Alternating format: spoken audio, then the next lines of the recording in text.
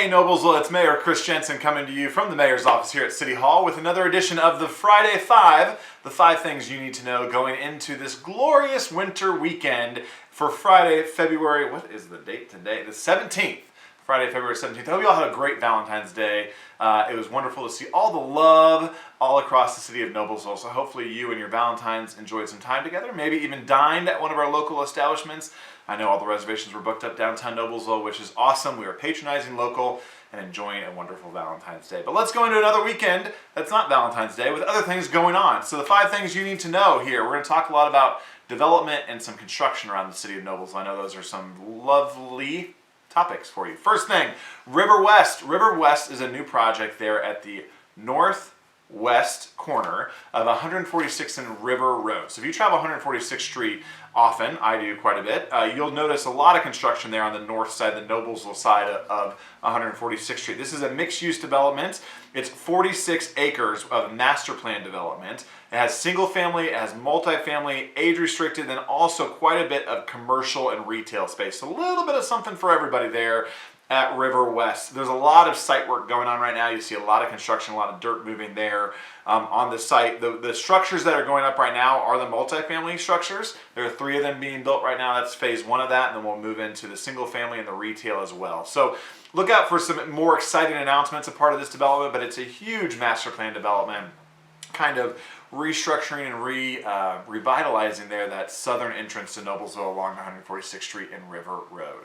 You can also learn more about Riverwest on our projects page at thecityofnoblesville.org, so make sure you check it out along with a lot of the other projects I'll be talking about today as well. Second thing, the historic bridge. So there is a historic railroad truss bridge that spans the White River. It's about 200 feet. It used to carry the Midland Railway over the White River. So we are proud to announce that we have formed a partnership with our good friends at Conner Prairie, the curators of history here in Central Indiana and certainly in Hamilton County and Noblesville, that they are going to be able to store the Midland Bridge at the White River at the Outdoor History Museum down there at Conner Prairie. So I really appreciate our friends at Conner Prairie for stepping up. That will be coming down and deconstructed as part of our new Pleasant Street extension. It was a vital part and was needed in order to have the proper hydrology there in the White River, and our friends at Conner Prairie have stepped up. They will store and utilize that in the future down at their Living History Museum there at Conner Prairie. So they have started, the construction crews have started to disassemble the project. We have been in consultation with Indiana's State Historic Preservation Officer and the U.S. Army Corps of Engineers. So once the work is complete, the bridge will be transported to Conner Prairie, and plans for the final destination of the refurbished reassembled bridge are still being developed, so be looking out. But if you're wondering where that historic bridge is going, it'll be going down just down the river quite a bit.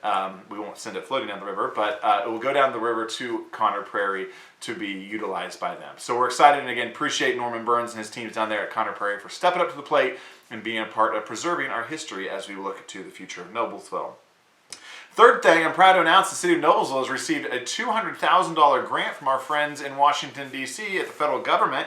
This is a Safe Streets for All grant program. It's the first year this grant program has been announced and eligible, and we are only 1 of 10 in the entire state of Indiana to receive this grant. So this project is going to help us develop a safety action plan for the city to eliminate severe crashes and improve response time by our public safety team. So the overall goal of the development of this safety plan is a holistic look at all elements of roadway safety. Those include road geometry, lighting, pedestrian crossings, signage, road surface, and public safety responses. So we hope to use these funds to look closer at pedestrian and bicycle injuries as well, particularly in the downtown area as we become more pedestrian and bicycle friendly here in the city of Noblesville. So we'll be looking at all the roads within the jurisdiction of the city of Noblesville, including those roads that are owned and operated by our friends at the State Department of Transportation as well as Hamilton County Highway Department as well. So thanks to Allie Krupski and her team down in the engineering department for applying for this grant.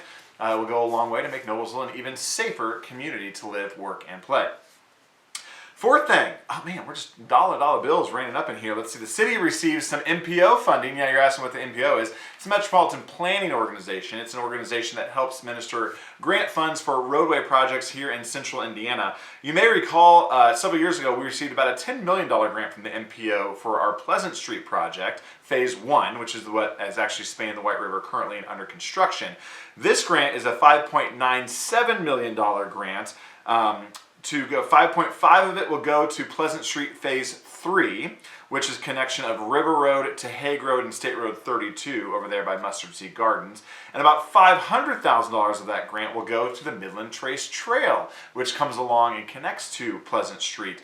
It will be built in conjunction with Phase 2, an extended existing trail from 11th to 19th Street. So, thank you to our friends in the NPO, and again, once again, our team down in engineering for being insightful and futuristic thinking to apply for this to help reduce the overall cost of the Pleasant Street project. So, $5.97 million coming back to the city of Noblesville to be invested in infrastructure to keep moving our city forward. So, thanks to our friends in the NPO for that.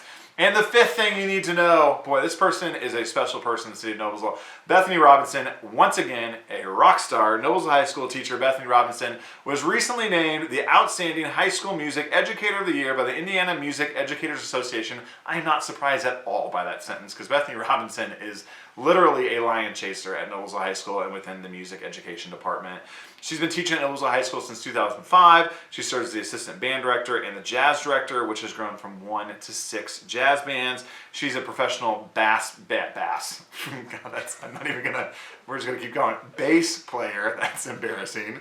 Bass player when she isn't teaching, and was a National Grammy Educator finalist of the year last year. Playing those basses, love it. Bass player, sorry Bethany.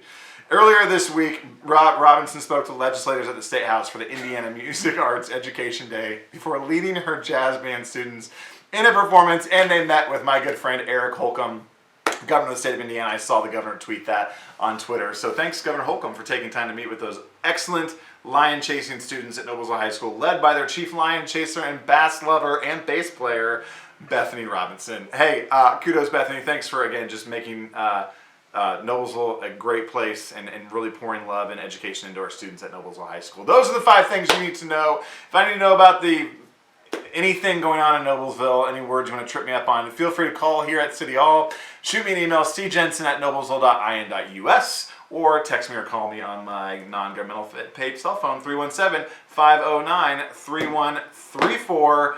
Thanks for all you guys do. Stay safe, Noblesville, and we'll see you back here next Friday. Oh, by the way, Monday's President's Day.